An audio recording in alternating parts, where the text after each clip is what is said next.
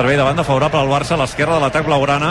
Valde ràpidament amb Pedri amb Rafinha per dins, fa una passada en horitzontal perquè rebi la zona de 3/4. Lamine amb Ferran, la rematada, gol!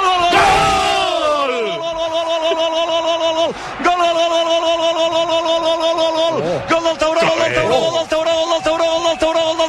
Tauró, gol del Tauró, però l'assistència fenomenal és del dimoniet de Rocafont, de Lamine Yamal. La passada sideral és del dimoniet de Rocafont, de Lamine Yamal. Però quin regal és aquest futbolista pel futbol mundial! És Lamine Yamal, que li diu a Ferran Torres: desmarca't a l'espai, que faré una passada que només està a l'abast dels elegits.